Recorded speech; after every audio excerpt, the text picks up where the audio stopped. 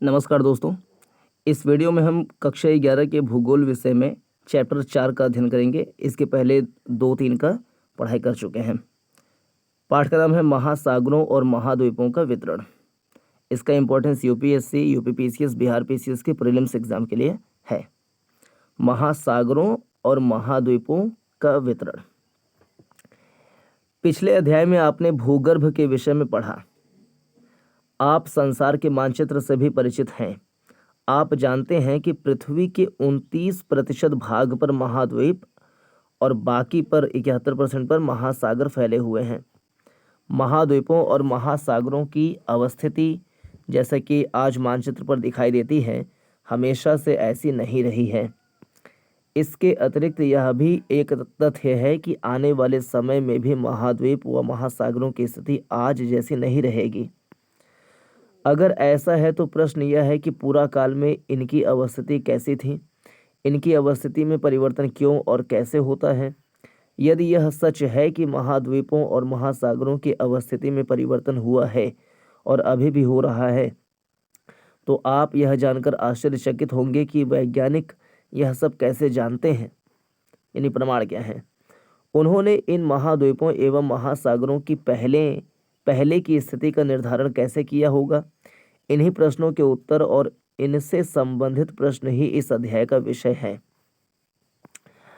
2025 के यूपीएससी के एग्जाम में प्रीलिम्स में ये प्रश्न पूछा हुआ है कि महाद्वीपीय प्रवाह सिद्धांत, महाद्वीपीय विस्थापन सिद्धांत से संबंधित जो प्रमाण वगैरह हैं, ऐसे करके प्रश्न पूछा हुआ है।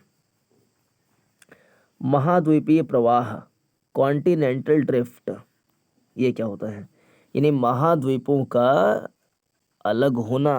पहले सारे महाद्वीप एक में जुड़े हुए थे। जो आज के महाद्वीप सब दिखाई पड़ते हैं, 7 महाद्वीप, वो सब एक में जुड़े हुए थे। पैंजिया उसको कहा जाता था। फिर अंतर्जात बलों के कारण उसमें विखंडन हुआ 20 से 22 करोड़ साल पहले। तो अंगारा लैंड और गोंडवाना लैंड का निर्माण हुआ। फिर बाद में उसमें और विखंडन हुआ, तो अंगारा लैंड टूट करके एशिया, ग्रीनलैंड, यूरोप, उत्तरी अमेरिका, ये सब बन गया।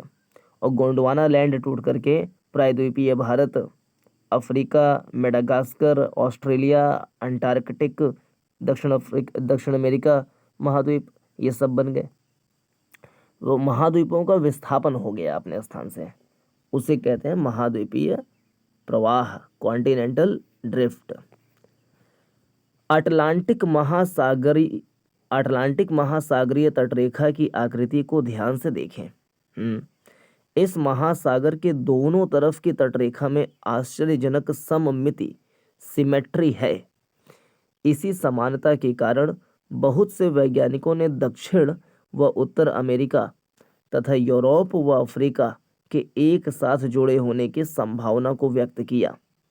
विज्ञान के इतिहास के ज्ञात अभिलेखों से पता चलता है कि सन 1596 में एक डच मानचित्रवेत्ता अब्राहम ऑर्टेलियस ने सर्वप्रथम इस संभावना को व्यक्त किया था।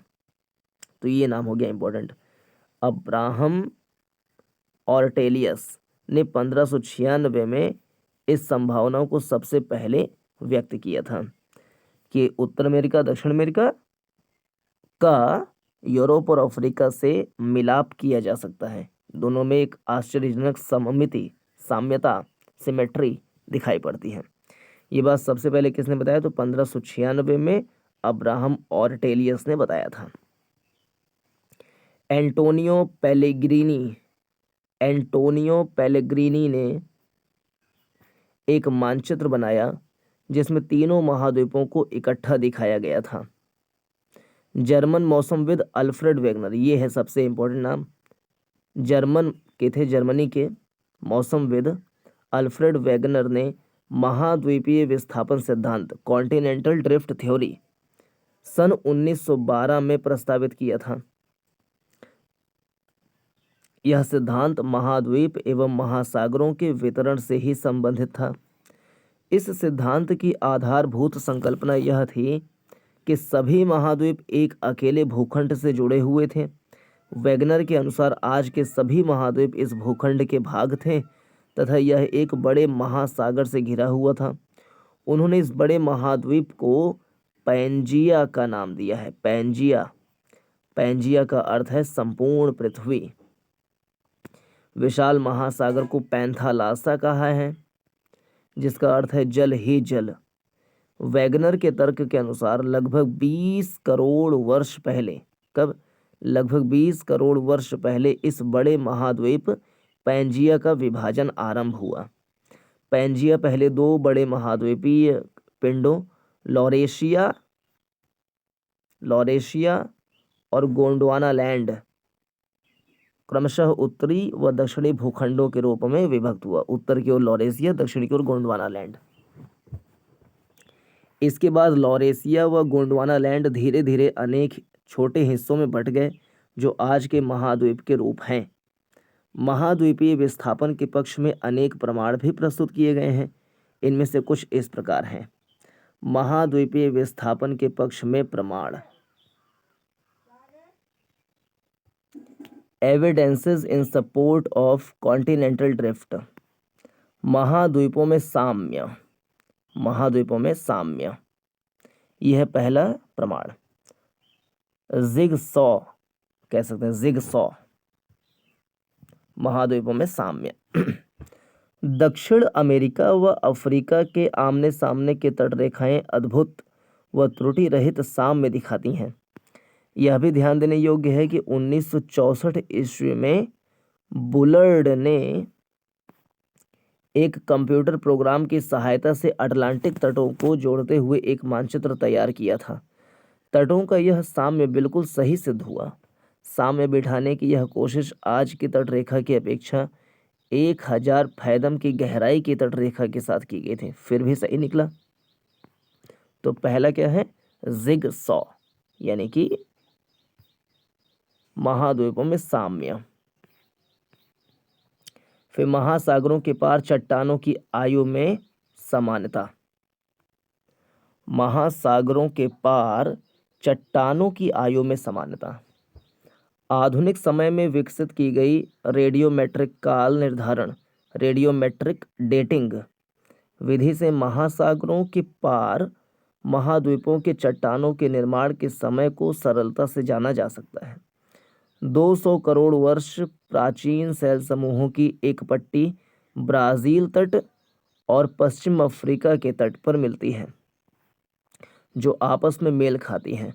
दक्षिण अमेरिका व अफ्रीका की तटरेखा के साथ पाए जाने वाले आरंभिक समुद्री निक्षेप, ध्यान दें, दक्षिण अमेरिका व अफ्रीका की तटरेखा के साथ पाए जाने वाले आरंभिक समुद्री निक्षेप जुरैसिक काल के हैं, जुरैसिक एज के हैं, जुरैसिक काल के। ये बन सकता है प्रश्न। दक्षिण अमेरिका व अफ्रीका की तटरेखा के साथ पाए जाने वाले आरंभिक समुद्री निक्षेप किस काल के हैं? प्रश्न पूछ लिया ऐसे, तो जुरैसिक काल के हैं। इससे यह पता चलता है कि इस समय से पहले महासागर की उपस्थिति वहां नहीं थी। ठीक है। फिर अगला है टीलाइट। एग्जाम में सिंपल से पूछ लिया टीलाइट क्या है, 4 ऑप्शन दे दे, टीलाइट क्या है? तो टीलाइट वे अवसादी चट्टानें हैं जो हिमानी निक्षेपण से निर्मित होती हैं। ठीक, टीलाइट वे अवसादी चट्टानें हैं जो हिमानी निक्षेपण से निर्मित होती हैं। भारत में पाए जाने वाले गोंडवाना श्रेणी के तलछटों के प्रतिरूप दक्षिण गोलार्ध के 6 विभिन्न स्थलखंडों में मिलते हैं।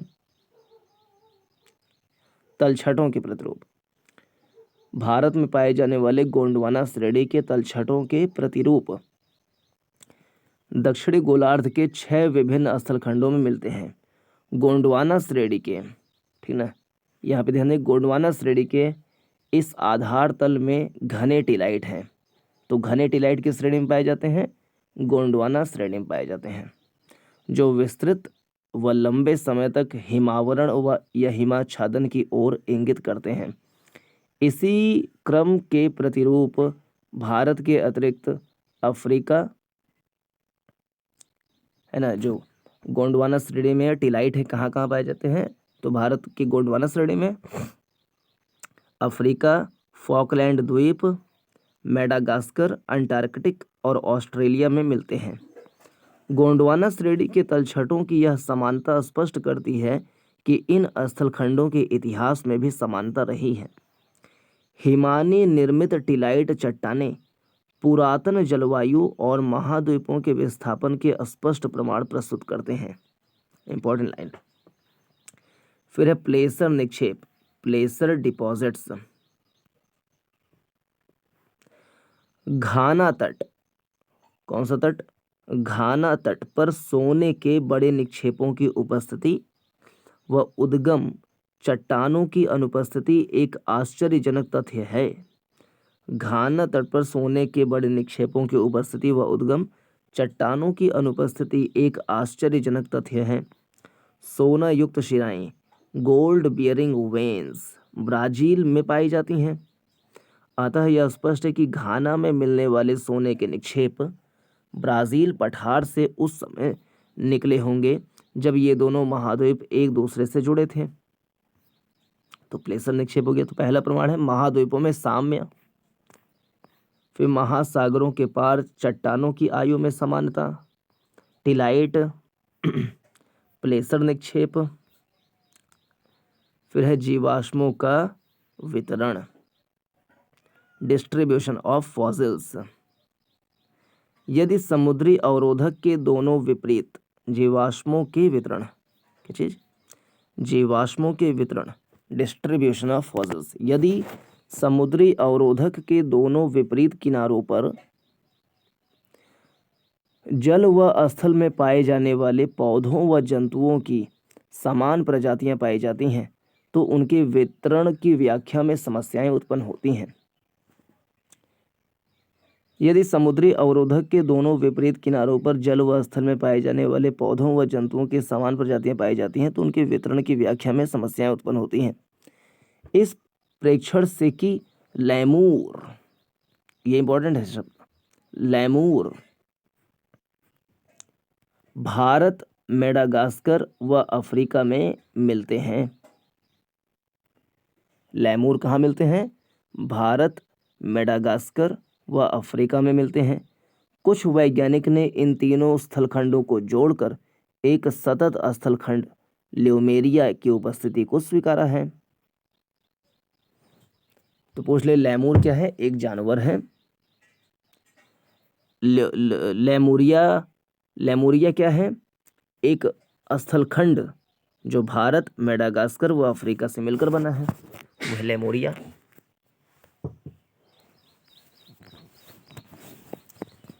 कुछ वैज्ञानिकों ने इन तीनों स्थलखंडों को जोड़कर एक सतत स्थलखंड लेमुरिया की उपस्थिति को स्वीकारा है। मेसोसारस, क्या? मेसोसारस नाम के छोटे रेंगने वाले जीव। अब एग्जाम में ये पूछ ले कि मेसोसारस क्या है?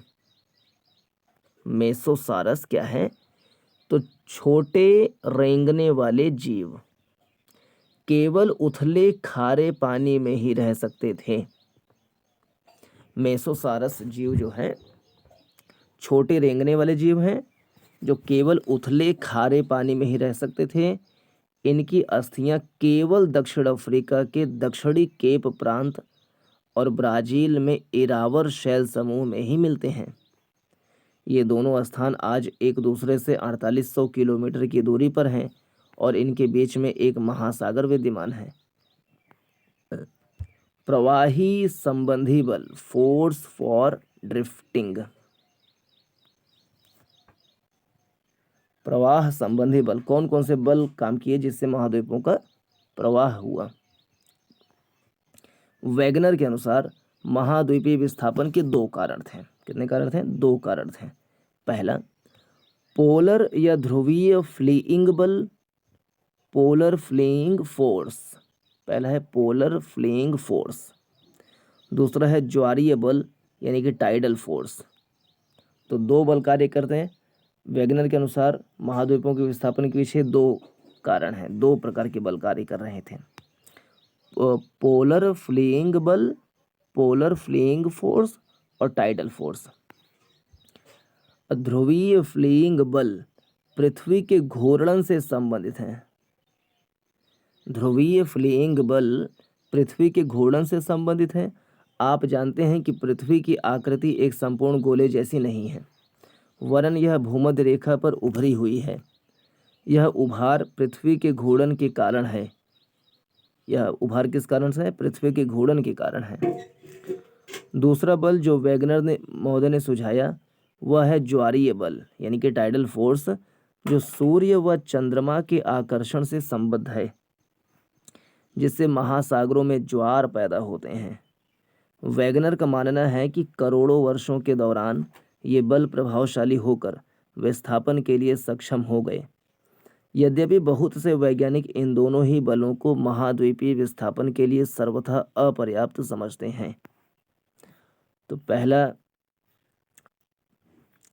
वैगनर ने दो प्रकार के बल बताए जिसकी वजह से महाद्वीपों का विस्थापन हुआ। पहला पोलर फ्लीइंग फोर्स और दूसरा है टाइडल फोर्स, लेकिन इसमें भी मतभेद है अन्य वैज्ञानिकों से। एक सिद्धांत है संवहन धारा सिद्धांत, यानी कि कन्वेक्शनल करंट थ्योरी।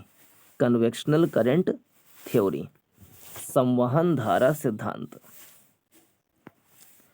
1930 के दशक में आर्थर होम्स ने, किसने? आर्थर होम्स ने संवहन धारा का सिद्धांत 1930 के दशक में आर्थर होम्स ने मेंटल भाग में संवहन धाराओं के प्रभाव की संभावना व्यक्त की। ये धाराएं रेडियो एक्टिव तत्वों से उत्पन्न ताप भिन्नता से मेंटल भाग में उत्पन्न होती हैं। आर्थर होम्स ने तर्क दिया कि पूरे मेंटल भाग में इस प्रकार की धाराओं का तंत्र विद्यमान है। यह उन प्रवाह बलों की व्याख्या प्रस्तुत करने का प्रयास करती है जिसके आधार पर समकालीन वैज्ञानिकों ने महाद्वीपीय विस्थापन सिद्धांत को नकार दिया। अब महासागरीय अधःस्थल का मानचित्रण, mapping of the ocean floor. महासागरीय अधःस्थल का मानचित्रण, mapping of the ocean floor. महासागरों की बनावट और आकार पर विस्तृत शोध यह स्पष्ट करते हैं कि महासागरों का अधःस्थल एक विस्तृत मैदान नहीं है, वरन उनमें भी उच्चावच पाया जाता है। द्वितीय विश्व युद्ध के बाद पोस्ट वर्ल्ड वॉर सेकेंड महासागरीय अधःस्थल के निरूपण अभियान ने महासागरीय उच्चावच संबंधी विस्तृत जानकारी प्रस्तुत की और यह दिखाया कि इसके अधःस्थली में जलमग्न पर्वतीय कटकें व गहरी खाइयां हैं जो प्रायः महाद्वीपों के किनारों पर स्थित हैं। मध्य महासागरीय कटकें ज्वालामुखी उद्गार के रूप में सबसे अधिक सक्रिय पाई गई हैं। महासागरीय परपटी की चट्टानों के काल निर्धारण डेटिंग ने यह तथ्य स्पष्ट कर दिया कि महासागरों के नितल की चट्टानें महाद्वीपीय भागों में पाई जाने वाली चट्टानों की अपेक्षा नवीन हैं, क्योंकि वहां से लगातार ज्वालामुखी का उद्गार हो रहा है, कटकें बन रही हैं।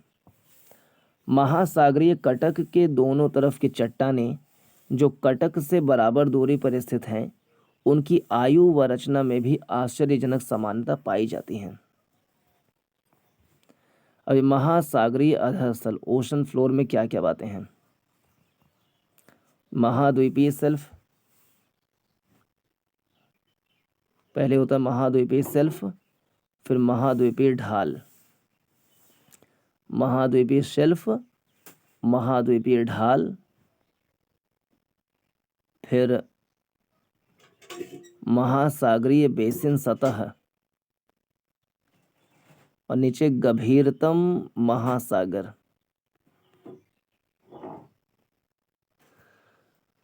ओके, महासागरीय अधःस्थल की बनावट, ओशन फ्लोर कॉन्फ़िगरेशन, यानी कि महासागरों के अधःस्थल में कौन कौन सी संरचनाएं पाई जाती हैं। एक तो कटक है, मैदान है, और भी संरचनाएं पाई जाती हैं। ट्रेंच हो गया, पठार भी पाए जाते हैं, मैदान भी पाए जाते हैं। तो महासागरीय अधःस्थल की बनावट ओशन फ्लोर कॉन्फ़िगरेशन। इस भाग में हम महासागरीय तल की बनावट से संबंधित कुछ ऐसे तथ्यों का अध्ययन करेंगे जो महासागर व महाद्वीपों के वितरण को समझने में मददगार होंगे। महासागरीय तल की आकृतियां अध्याय 13 में विस्तार से पढ़ेंगे। गहराई व उच्चावच के प्रकार के आधार पर महासागरीय तल को 3 प्रमुख भागों में विभाजित किया जा सकता है। महाद्वीपीय सीमा, जिसमें महाद्वीपीय शेल्फ और महाद्वीपीय ढाल आ गया। महाद्वीपीय सीमा, गहरे समुद्री बेसिन, मध्य महासागरीय कटक। अब महाद्वीपीय सीमा, कॉन्टिनेंटल मार्जिन्स। महाद्वीपीय सीमा, कॉन्टिनेंटल मार्जिन्स, ये क्या है? ये महाद्वीपीय किनारों और गहरे समुद्री बेसिन के बीच का भाग है। महाद्वीपीय सीमा क्या है? महाद्वीपीय सीमा, कॉन्टिनेंटल मार्जिन्स, महाद्वीपीय किनारों और गहरे समुद्री बेसिन के बीच का भाग है। मतलब महाद्वीपीय सीमा में दोनों चीज़ आ गई। इसमें महाद्वीपीय मग्न तट और महाद्वीपीय मग्न ढाल, महाद्वीपीय उभार, गहरी महासागरीय खाइयाँ आदि शामिल हैं। ये चारों बातें महाद्वीपीय सीमा में शामिल हो गई। महाद्वीपीय मग्न तट, महाद्वीपीय मग्न ढाल, महाद्वीपीय उभार, गहरी महासागरीय खाइयाँ। महासागरों व महाद्वीपों के वितरण को समझने के लिए गहरी महासागरीय खाइयों के क्षेत्र विशेष महत्वपूर्ण और रोचक हैं। वितलीय मैदान, एबाइजल प्लेन्स। ये विस्तृत मैदान महाद्वीपीय तटों व मध्य महासागरीय कटकों के बीच पाए जाते हैं। वितलीय मैदान वह क्षेत्र है जहां महाद्वीपों से बहाकर लाए गए अवसाद इनके तटों से दूर निक्षेपित होते हैं। क्या? वितलीय मैदान वह क्षेत्र है जहां महाद्वीपों से बहाकर लाए गए अवसाद इनके तटों से दूर निक्षेपित होते हैं। ठीक बात है। फिर मध्य महासागरीय कटक, मिड ओशियानिक रिज। यहाँ से एक बार प्रश्न पूछा गया था यूपीपीसीएस में। मध्य महासागरीय कटक, मिड ओशियानिक रिज। मध्य महासागरीय कटक आपस में जुड़े हुए पर्वतों की एक श्रृंखला बनाती है। महासागरीय जल में डूबी हुई यह पृथ्वी के धरातल पर पाई जाने वाली संभवतः सबसे लंबी पर्वत श्रृंखला है। इन कटकों के मध्यवर्ती शिखर पर एक रिफ्ट, एक प्रभाजक पठार और इसकी लंबाई के साथ साथ पार्श्वमंडल इसकी विशेषता है। मध्यवर्ती भाग में उपस्थित द्रोणी वास्तव में सक्रिय ज्वालामुखी क्षेत्र है। पिछले अध्याय में मध्य महासागरीय ज्वालामुखी के रूप में ऐसे ज्वालामुखियों की जानकारी दी गई है। अब भूकंप व ज्वालामुखियों का वितरण, distribution of earthquakes and volcanoes. भूकंपीय गतिविधि और ज्वालामुखी वितरण को दिए गए मानचित्र में अध्ययन करें। आप अटलांटिक महासागर के मध्यवर्ती भाग में तट रेखा के लगभग समानांतर एक बिंदु रेखा देखेंगे। यह आगे हिंद महासागर तक जाती है। भारतीय उपमहाद्वीप के थोड़ा दक्षिण में यह 2 भागों में बंट जाती है, जिसकी एक शाखा पूर्वी अफ्रीका की ओर चली जाती है और दूसरी म्यांमार से होते हुए न्यू गिनी पर एक ऐसी ही रेखा से मिल जाती है। आप यह पाएंगे कि यह बिंदु रेखा मध्य महासागरीय कटकों के समरूप है। भूकंपीय संकेंद्रण का दूसरा क्षेत्र छायांकित मेखला, शेडेड बेल्ट के माध्यम से दिखाया गया है, जो अल्पाइन हिमालय श्रेणियों के और प्रशांत महासागरीय किनारों के समरूप हैं। सामान्यतः मध्य महासागरीय कटकों के क्षेत्र में भूकंप के उद्गम केंद्र कम गहराई पर, जबकि अल्पाइन हिमालय पट्टी व प्रशांत महासागरीय किनारों पर ये केंद्र अधिक गहराई के भूकंप आते हैं। मध्य महासागरीय कटक में कम गहराई के भूकंप आते हैं। तो ठीक बात है। हिमालय और परिप्रशांत मेखला में अधिक गहराई के भूकंप आते हैं, तो सही बात है। ज्वालामुखी मानचित्र भी इसी का अनुकरण करते हैं। प्रशांत महासागर के किनारों को सक्रिय ज्वालामुखी के क्षेत्र होने के कारण रिंग ऑफ फायर, सक्रिय ज्वालामुखी के क्षेत्र होने के कारण प्रशांत महासागर के किनारों को सक्रिय ज्वालामुखी के क्षेत्र होने के कारण रिंग ऑफ फायर भी कहा जाता है। एग्जाम पूछे कि रिंग ऑफ फायर किस महासागर के चारों ओर की मेखला को कहते हैं, तो प्रशांत महासागर। और रिंग ऑफ फायर क्या है, तो सक्रिय ज्वालामुखी की एक मेखला है, एक पट्टी है जो प्रशांत महासागर के चारों ओर पाई जाती हैं। सागरीय अधःस्थल का विस्तार। सागरीय अधःस्थल का विस्तार, जैसा कि ऊपर वर्णन किया है, प्रवाह उपरांत अध्ययनों ने महत्वपूर्ण जानकारी प्रस्तुत की जो वैगनर के महाद्वीपीय विस्थापन सिद्धांत के समय उपलब्ध नहीं थी। चट्टानों के पूरा चुंबकीय अध्ययन और महासागरीय तल के मानचित्रण ने विशेष रूप से निम्न तथ्यों को उजागर किया है। यह देखा गया कि मध्य महासागरीय कटकों के साथ साथ ज्वालामुखी उद्गार सामान्य क्रिया है और ये उद्गार इस क्षेत्र में बड़ी मात्रा में लावा बाहर निकालते हैं। महासागरीय कटक के मध्य भाग के दोनों तरफ समान दूरी पर पाई जाने वाली चट्टानों के निर्माण का समय, संरचना, संगठन, चुंबकीय गुणों में समानता पाई जाती है।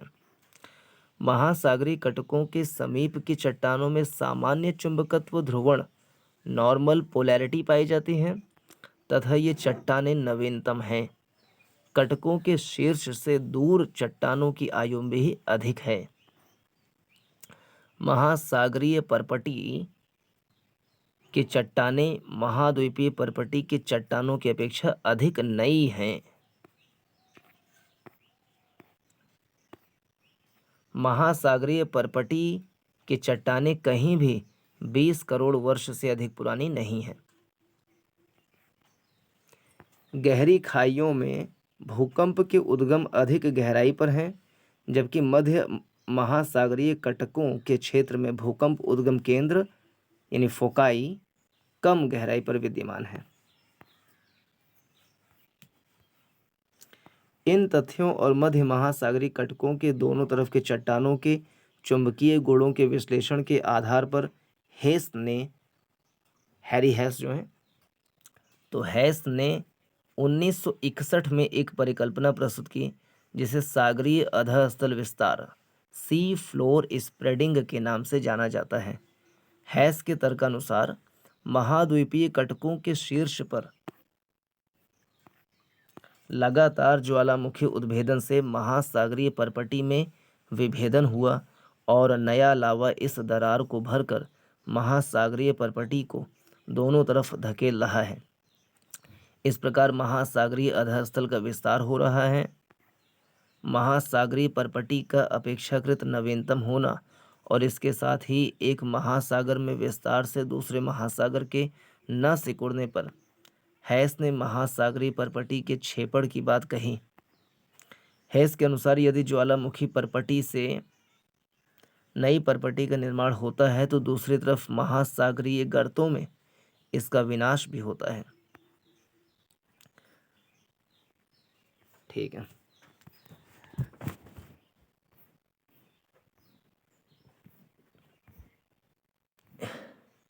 ये चित्र में क्या दिखाया गया है, भूकंप व ज्वालामुखियों का वितरण।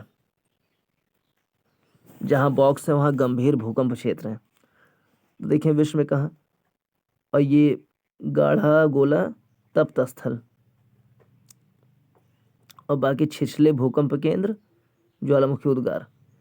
तो गंभीर भूकंप कहाँ कहाँ है, बॉक्स वाला है गंभीर भूकंप, गंभीर भूकंप क्षेत्र।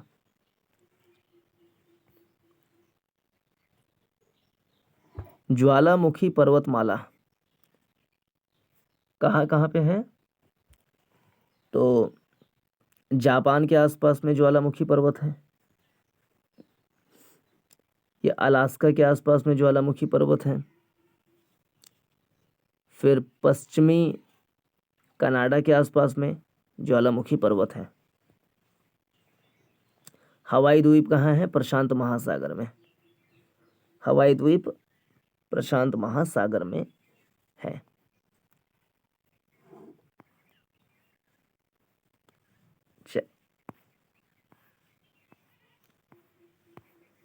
फिर सागरीय अधःस्थल विस्तार देखें तो दुर्बलता मंडल से लावा का प्रवाह ऊपर की ओर हो रहा है, तो इससे महासागरीय पटल जो है दूर दूर जा रहे हैं, स्थल मंडल जो है दूर दूर खिसक रहे हैं। अपसारी जिसको कहते हैं, अपसारी, अपसरण हो रहा है इनका। अपसरण होने से प्लेट का सबडक्शन होता है, महाद्वीपीय जो प्लेट है उसमें महासागरीय प्लेट का सबडक्शन हो रहा है। अपसारी प्लेट सीमा, तो यहाँ से एक दरार बन जाएगी ये, तो इसे कहेंगे अपसारी प्लेट सीमा। और जब दो प्लेटें पास पास आएंगी तो उसे कहेंगे अभिसारी प्लेट सीमा।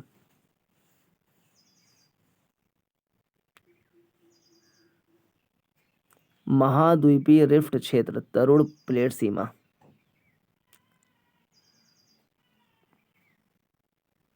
ठीक है। फिर ये भूवैज्ञानिक कालों में महाद्वीपों की स्थिति। पहले क्या है? पिछले 5400 लाख वर्षों,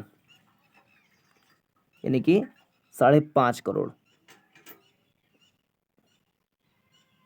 5400 लाख वर्ष में अफ्रीका, दक्षिण अमेरिका, अंटार्कटिक, ऑस्ट्रेलिया, भारत, चीन, उत्तरी अमेरिका, यूरोप, साइबेरिया, इन सब का यहाँ दिया हुआ है। 5400 लाख वर्ष पहले, यानी 540 करोड़ साल पहले सब बिखरा बिखरा पड़ा है। फिर 3000 लाख वर्ष पहले, यानी 300 करोड़ साल पहले ऐसे हो गया।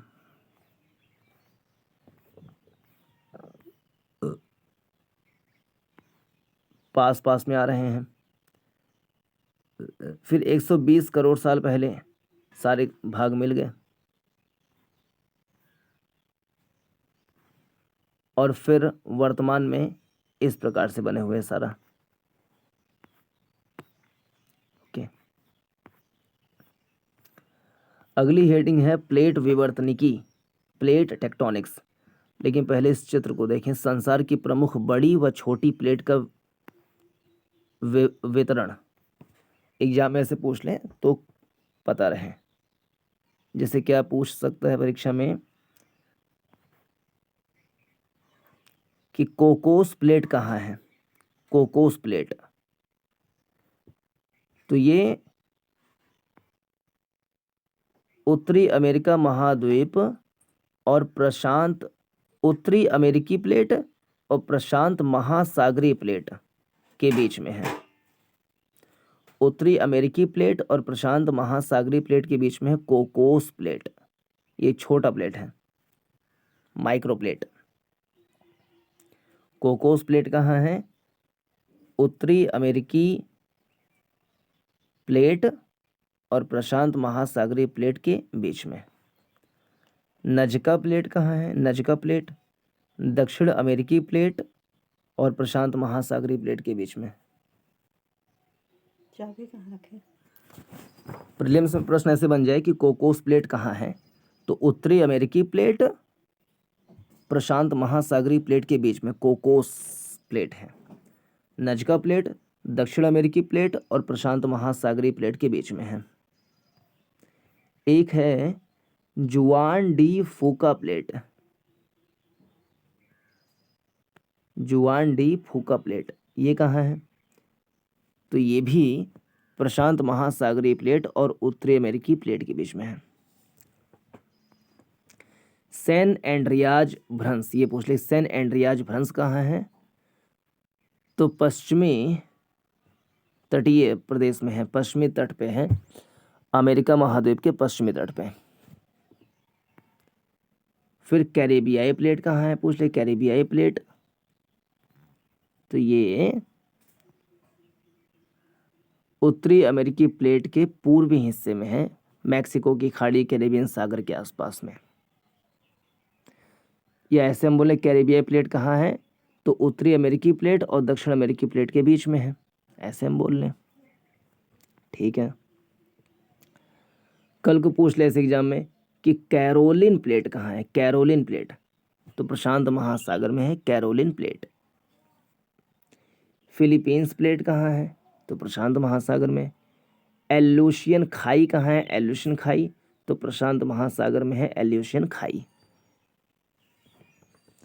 कितने सारे प्रश्न यहीं से बन सकते हैं। एल्यूशियन खाई कहाँ है, तो प्रशांत महासागर में। ये बड़ा सा हो गया उत्तर अमेरिकी प्लेट, ये दक्षिण अमेरिकी प्लेट। जुआन डी, उत्तर से दक्षिण क्रम लगाने को बोल दें तो पहले जुआन de Fuca plate, Cocos plate, Nazca plate, या जुआन डी फूका प्लेट, उसके दक्षिण में सैन एंड्रियाज भ्रंश। सैन एंड्रियाज भ्रंश कहाँ है, तो ये भी प्रशांत महासागर में है। एल्यूशियन खाई और सैन एंड्रियाज भ्रंश ये प्रशांत महासागर में है। तो Juan de Fuca plate, San Andreas भ्रंश, कोकोस प्लेट, नजका प्लेट। यहाँ पे फिलीपींस प्लेट, कैरोलिन प्लेट। फिर मध्य अटलांटिक कटक, पूरा उत्तर से दक्षिण में यस आकार में ऐसे फैला हुआ है, मध्य अटलांटिक कटक। और फिर ये चला जाता है हिंद महासागर में भी। फिर यहाँ पे दो भागों में बढ़ जाता है, एक जाता है न्यू गिनी के पास तक और एक जाता है पूर्वी अफ्रीकी तट तक। फिर यहाँ पे अरेबियन प्लेट, यूरेशियाई प्लेट, अफ्रीकी प्लेट, फिर जावा ट्रेंच, इंडो ऑस्ट्रेलियाई प्लेट। एग्जाम में पूछ ले कि स्कोशिया प्लेट कहाँ है, स्कोशिया प्लेट, तो दक्षिण अमेरिकी प्लेट के दक्षिण में है स्कोशिया प्लेट। ये 3-4 प्लेट इंपॉर्टेंट है, फिर से देख लें एक बार। एक जुआन डी फूका प्लेट उत्तरी अमेरिका के पश्चिमी भाग में। कोकोस प्लेट ये मध्य अमेरिका के पश्चिमी भाग में। नजका प्लेट दक्षिण अमेरिका के पश्चिमी भाग में। स्कोशिया प्लेट दक्षिण अमेरिका के पूर्वी भाग में, मतलब दक्षिण पूर्वी भाग में। कैरोलिन प्लेट प्रशांत महासागर में।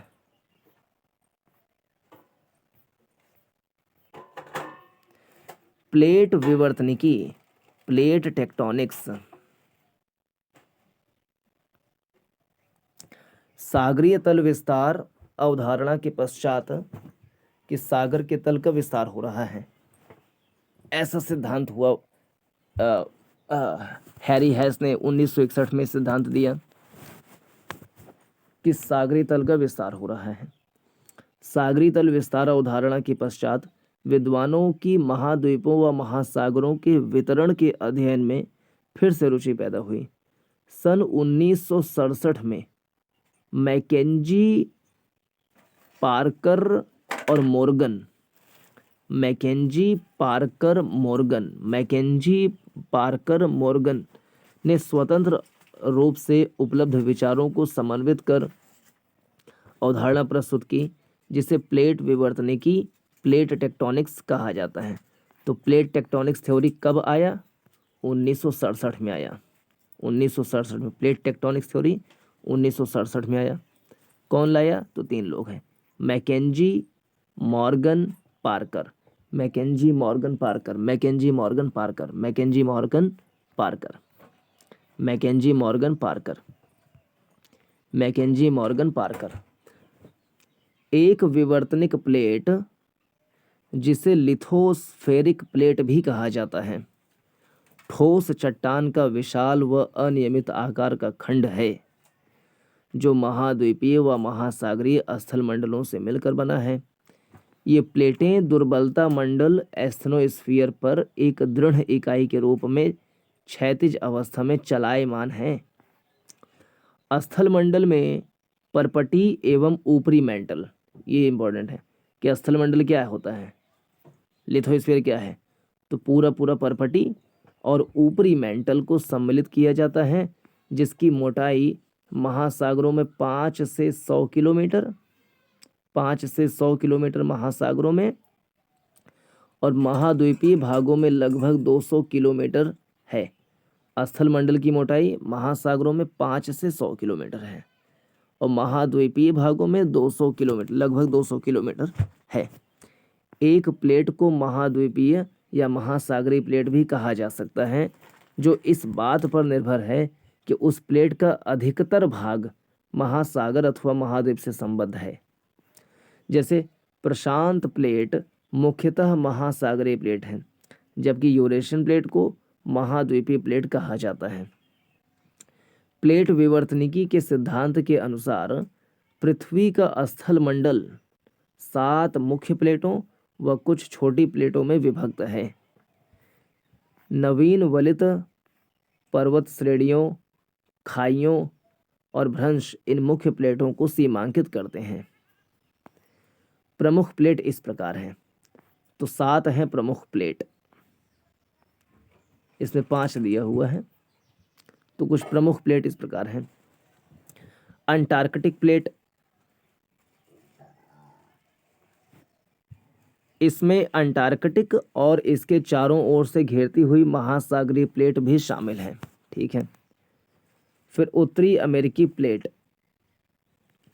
इसमें पश्चिमी अटलांटिक, उत्तरी अमेरिकी प्लेट में क्या क्या है, पश्चिमी अटलांटिक तल सम्मिलित है तथा दक्षिणी अमेरिकन प्लेट व कैरेबियन द्वीप इसकी सीमा का निर्धारण करते हैं।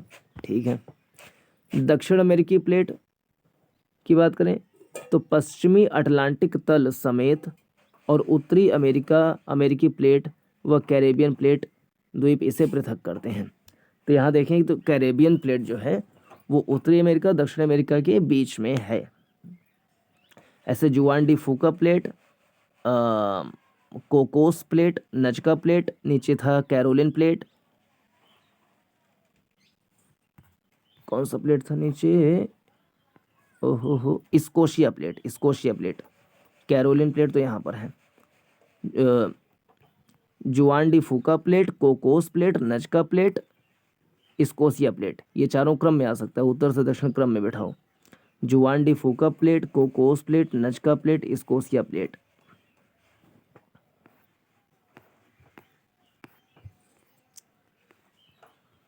तो फिर अगला हो गया प्रशांत महासागरीय प्लेट, तो आर्कटिक प्लेट, उत्तर अमेरिकी प्लेट, दक्षिण अमेरिकी प्लेट, अंटार्कटिक, अंटार्कटिक प्लेट, उत्तर अमेरिका दक्षिण अमेरिका प्लेट, प्रशांत महासागरीय plate, Indo Australian New Zealand plate, Indo Australian New Zealand plate.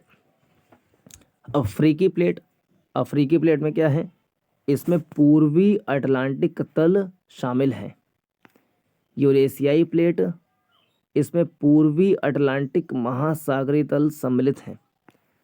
कुछ छोटी प्लेटें, कोकोस प्लेट की बात करें, कोकोस प्लेट, यह प्लेट मध्यवर्ती अमेरिका और प्रशांत महासागरीय प्लेट के बीच स्थित है। एक बार बीपीएससी में प्रश्न पूछा हुआ है यहाँ से, कोकोस प्लेट कहाँ है, मध्यवर्ती, यह प्लेट मध्यवर्ती अमेरिका और प्रशांत महासागरीय प्लेट के बीच स्थित है। फिर नज़का प्लेट, यह दक्षिण अमेरिका व प्रशांत महासागरीय प्लेट के बीच में स्थित है। तो Cocos plate, Nazca plate. Arabian plate, इसमें अधिकतर अरब प्रायद्वीप का भूभाग सम्मिलित है। फिलीपीन प्लेट, यह एशिया महाद्वीप और प्रशांत महासागरीय प्लेट के बीच स्थित है। कैरोलिन प्लेट, यह न्यू गिनी के उत्तर में फिलीपीन व इंडियन प्लेट के बीच में स्थित है। ग्लोब पर ये प्लेटें पृथ्वी के पूरे इतिहास काल में लगातार विचरण कर रही हैं। वैगनर की संकल्पना कि केवल महाद्वीप गतिमान है, सही नहीं है। महाद्वीप एक प्लेट का हिस्सा है। महाद्वीप एक प्लेट का हिस्सा है और प्लेट चलायमान है। यह एक निर्विवाद तथ्य है कि भूवैज्ञानिक इतिहास में सभी प्लेट गतिमान रही हैं, सभी प्लेट गतिमान रही हैं और भविष्य में भी गतिमान रहेंगी। वैगनर के अनुसार आरंभ में सभी महाद्वीपों से मिलकर बना एक सुपर महाद्वीप, सुपर कॉन्टिनेंट पैंजिया के रूप में विद्यमान था। यद्यपि बाद की खोजों ने यह स्पष्ट किया कि महाद्वीपीय पिंड जो प्लेट के ऊपर स्थित हैं भूवैज्ञानिक काल पर्यंत चलायमान थे और पैंजिया अलग अलग महाद्वीपीय खंडों के अभिसरण से बना था जो कभी एक या किसी दूसरे प्लेट के हिस्से थे। पूरा चुंबकीय पैलियोमैग्नेटिक आंकड़ों के आधार पर वैज्ञानिकों ने विभिन्न भूकालों में प्रत्येक महाद्वीपीय खंड की अवस्थिति निर्धारित की है। भारतीय उपमहाद्वीप अधिकांशतः प्रायद्वीपीय भारत की अवस्थिति नागपुर क्षेत्र में पाई जाने वाली चट्टानों के विश्लेषण के आधार पर आंकी गई है। नागपुर प्लेट संचरण के फलस्वरूप 3 प्रकार की प्लेट सीमाएं बनती हैं। एक अपसारी प्लेट सीमा, अभिसारी प्लेट सीमा और समानांतर प्लेट सीमा। अपसारी प्लेट सीमा, डाइवर्जेंट बाउंड्रीज। अपसारी जब दूर दूर जाएं, जब दो प्लेट एक दूसरे से विपरीत दिशा में अलग हटती हैं और नई परपटी का निर्माण होता है, तो अपसारी प्लेट सीमा में नई परपटी का निर्माण होता है। उन्हें अपसारी प्लेट कहते हैं। वह स्थान जहां से प्लेट एक दूसरे से दूर हटती हैं, इन्हें प्रसारी स्थान, स्प्रेडिंग साइट भी कहा जाता है। एग्जाम में आ जाए कि प्रसारी स्थान क्या है, तो वह स्थान जहां से दो प्लेटें दूर जा रही हैं उसे कहते हैं प्रसारी स्थान। और अपसरण में, प्लेट के अपसरण में नई परपटी का निर्माण होता है। अपसारी सीमा का सबसे अच्छा उदाहरण मध्य अटलांटिक कटक है। यहाँ से अमेरिकी प्लेटें, उत्तर अमेरिकी व दक्षिण अमेरिकी प्लेटें तथा यूरेशियन व अफ्रीकी प्लेटें अलग हो रही हैं। फिर अभिसरण सीमा, कन्वर्जेंट बाउंड्रीज। जब एक प्लेट दूसरी प्लेट के नीचे धंसती है और जहां भूपरपटी नष्ट होती है, अपसरण में नई परपटी का निर्माण होता है, जबकि अभिसरण में जब दो प्लेटें पास पास आ रही हैं तो यहाँ पे भूपरपटी का विनाश होता है। वह स्थान जहां प्लेट धंसती है उसे कहते हैं प्रविष्ठन क्षेत्र, सबडक्शन जोन। सबडक्शन जोन, वहां पे क्या था, प्रसारी स्थान। स्प्रेडिंग साइड क्या है, वह स्थान जहां से दो प्लेटें दूर जा रही हैं। और सबडक्शन जोन कहाँ है, क्या होता है, वह स्थान जहां प्लेट धंसती है उसे कहते हैं सबडक्शन जोन। अभिसरण 3 प्रकार के हो सकते हैं। महासागरीय महाद्वीपीय प्लेट के बीच, 2 महासागरीय प्लेट के बीच, 2 महाद्वीपीय प्लेट के बीच। रूपांतर सीमा, शब्द क्या है, रूपांतर सीमा, ट्रांसफॉर्म बाउंड्रीज। जहां ना तो नई परपटी का निर्माण होता है और ना ही परपटी का विनाश होता है, उन्हें रूपांतर सीमा कहते हैं। ये लाइन है इंपॉर्टेंट। रूपांतर सीमा क्या है, जहां ना तो नई परपटी का निर्माण हो, न ही परपटी का विनाश हो। जहां नई परपटी का निर्माण होता है वो अपसारी है और जहां से दो प्लेटें दूर जा रहे हैं वो अपसारी सीमा है। जहां पे दो प्लेटें पास में आती हैं तो वहां पे परपटी का विनाश होता है। और जहां पे एक प्लेट दूसरी प्लेट में धंसती है उसे कहते हैं सबडक्शन जोन। और जहां पे नई परपटी का ना ही निर्माण हो और ना ही परपटी का विनाश हो उसे कहते हैं रूपांतर सीमा, ट्रांसफॉर्म बाउंड्रीज। इसका कारण है कि इस सीमा पर प्लेटें एक दूसरे के साथ साथ क्षैतिज दिशा में सरक जाती हैं। रूपांतर भ्रंश, ट्रांसफॉर्म फॉल्ट्स, दो प्लेट को अलग करने वाले तल हैं जो सामान्यतः मध्य महासागरीय कटकों से लंबवत स्थित पाए जाते हैं।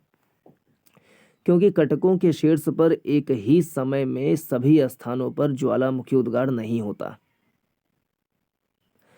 ऐसे में पृथ्वी के अक्ष से दूर प्लेट के हिस्से भिन्न प्रकार से गति करते हैं। इसके अतिरिक्त पृथ्वी के घूर्णन का भी प्लेट के अलग खंडों पर भिन्न प्रभाव पड़ता है। प्लेट प्रवाह दरें, rate of plate movement. Plate के प्रवाह की दर क्या है? सामान्य व उत्क्रमण चुंबकीय क्षेत्र। सामान्य व उत्क्रमण चुंबकीय क्षेत्र की पट्टियां जो मध्य महासागरीय कटक के समानांतर हैं, प्लेट प्रवाह की दर समझने में वैज्ञानिक के लिए सहायक सिद्ध हुई हैं। प्रवाह की ये दरें भिन्न हैं। आर्कटिक कटक की प्रवाह दर सबसे कम है।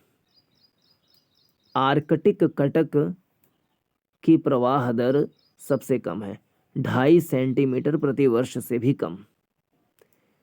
ईस्टर द्वीप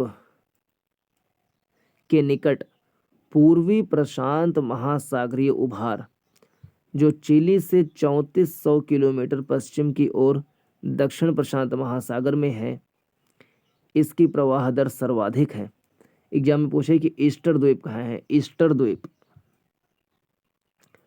तो ये चिली से 3400 किलोमीटर पश्चिम की ओर दक्षिण प्रशांत महासागर में है, और इस ईस्टर द्वीप इसकी प्रवाह दर सर्वाधिक है, 5 सेंटीमीटर प्रति वर्ष से भी अधिक। प्लेट को संचालित करने वाले बल, forces for the plate movement. जिस समय वैगनर ने महाद्वीपीय विस्थापन सिद्धांत प्रस्तुत किया, उस समय अधिकतर वैज्ञानिकों का विश्वास था कि पृथ्वी एक ठोस गति रहित पिंड है। यद्यपि सागरीय अधःस्थल विस्तार और प्लेट विवर्तनिक दोनों सिद्धांतों ने इस बात पर बल दिया कि पृथ्वी का धरातल व भूगर्भ दोनों ही स्थिर न होकर गतिमान है। प्लेट विचरण करती है, यह आज एक अकाट्य तथ्य है। ऐसा माना जाता है कि दृढ़ प्लेट के नीचे चलायमान चट्टानें वृत्ताकार रूप में चल रही हैं, जिसको कहते हैं संवहन धाराएं। उष्ण पदार्थ धरातल पर पहुंचता है, फैलता है, धीरे धीरे ठंडा होता है, फिर गहराई में जाकर नष्ट हो जाता है। यही चक्र बारंबार दोहराया जाता है और वैज्ञानिक इसे संवहन प्रवाह यानी कि कन्वेक्शन फ्लो कहते हैं। पृथ्वी के भीतर ताप उत्पत्ति के दो माध्यम हैं, रेडियोधर्मी तत्वों का क्षय और अवशिष्ट ताप। आर्थर होम्स ने 1930 में इस विचार को प्रतिपादित किया, जिसने बाद में हैरी हेस की सागरीय तल विस्तार अवधारणा को प्रभावित किया। और प्लेट विवर्तनिकी कौन दिया? Parker Morgan, McKenzie Parker Morgan, McKenzie Parker Morgan, McKenzie Morgan Parker. दृढ़ प्लेटों के नीचे दुर्बल व उष्ण मेंटल है जो प्लेट को प्रवाहित करता है। भारतीय प्लेट का संचलन कैसे कैसे, movement of the Indian plate. ऊपर चित्र देखें,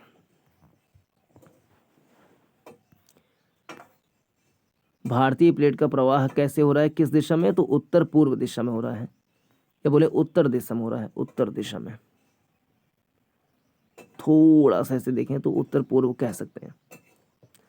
आरंभिक भारत 7 करोड़ वर्ष पहले जो है लगा हुआ था, 7 करोड़ साल पहले टूटना शुरू हुआ, फिर विषुवत रेखा को पार किया, 5.5 करोड़ साल पहले विषुवत रेखा को पार किया, और लगभग 4 करोड़ साल पहले आगे हिंद महासागर के एकदम जहाँ आज भारत है उसके नीचे श्रीलंका के आसपास तक, और 1 करोड़ साल पहले इसका टकराव हो गया और वर्तमान भारत ही बन गया। भारतीय प्लेट किससे टकराया? तो यूरेशियाई प्लेट से टकराया। भारतीय प्लेट में प्रायद्वीप भारत और ऑस्ट्रेलिया महाद्वीप भाग सम्मिलित हैं। भारतीय प्लेट में क्या सम्मिलित है? प्रायद्वीपीय भारत और ऑस्ट्रेलिया महाद्वीप। हिमालय पर्वत श्रेणियों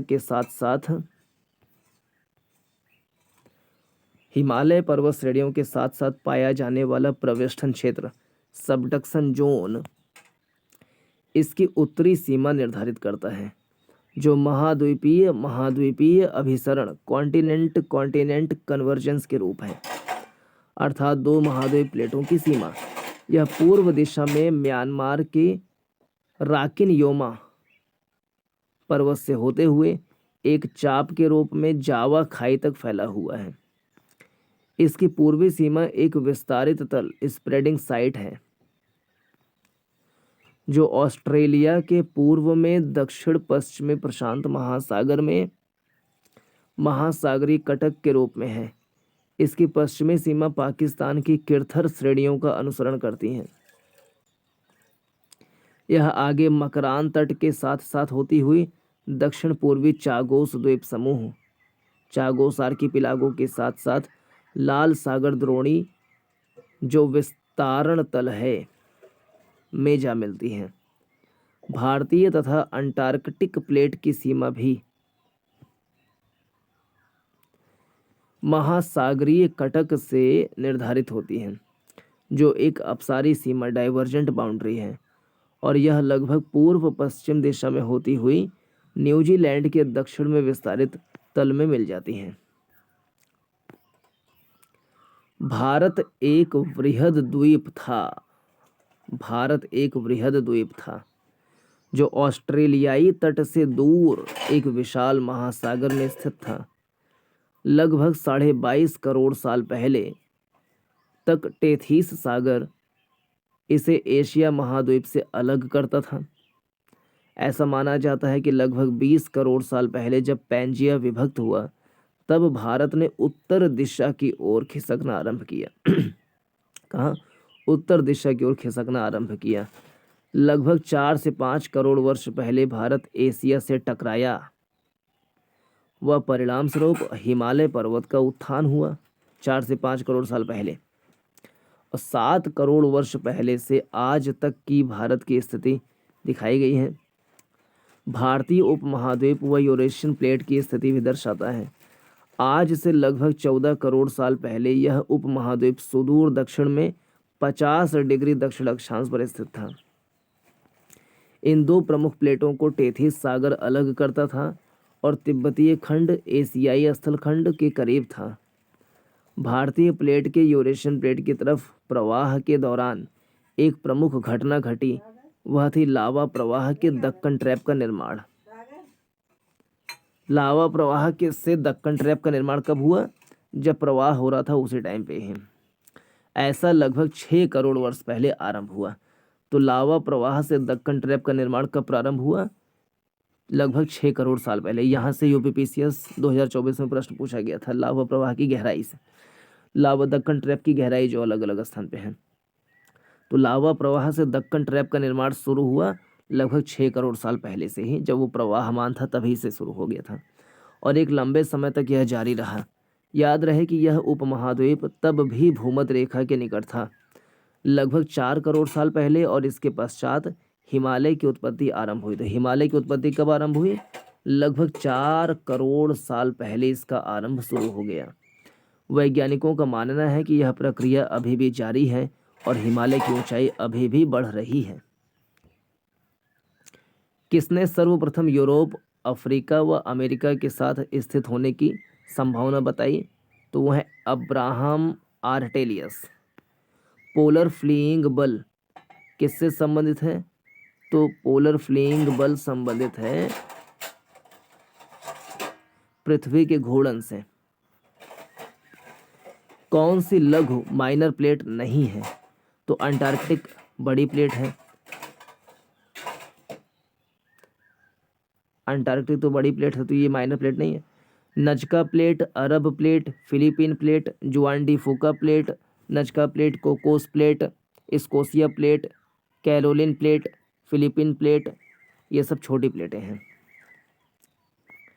तो इस वीडियो में इतना ही। पूरा देखने के लिए धन्यवाद। नमस्कार, जय हिंद।